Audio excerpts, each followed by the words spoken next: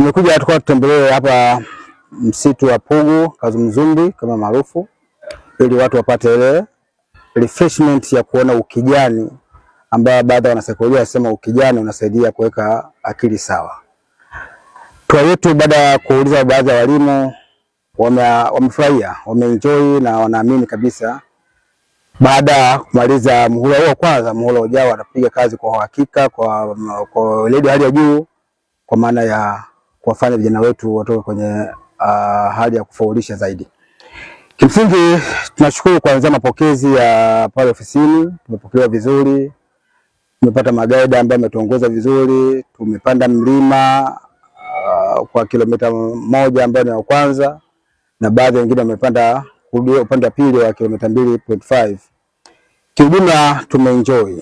Tunapongeza sana serikali yetu na mkuu wa serikali kwa maana Mheshimiwa Rais, namna anavyotengeneza vituo vya utalii kama hivi, watu hamasike, ikiwa ni sehemu ya kufanya refreshment, lakini pia kitaifa tunaongeza pato la taifa. Kama kwa mbali mkisikia kelele, maana wanafunzi nao pia wa primary wamekuja nao kufanya utalii wa ndani.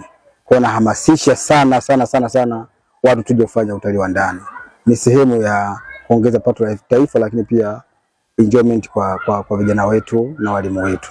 Kwa kweli tumeenjoy, tumejiona wapya. Unaambiwa baada ya kazi unatakiwa burudike. Tumejiona wapya, kuna mambo mengi sana humu ndani ya huu msitu ya kuburudisha, ya kuvutia. Tumekutana na ile caves, tumekutana na mlima wenyewe, tumekutana na bwawa hili ambao wanasema ni mapafu ya jiji la Dar es Salaam. Tumeendesha boti, tumepanda kile ki White Hat. Kwa kweli kila kitu kiko safi. Tumekaa chini ya bamboo earlier, ndio tutakapofanya mambo yetu yote, tutakula, tutakunywa, kila kitu kitakuwa safi. Kwa kweli tumeenjoy sana.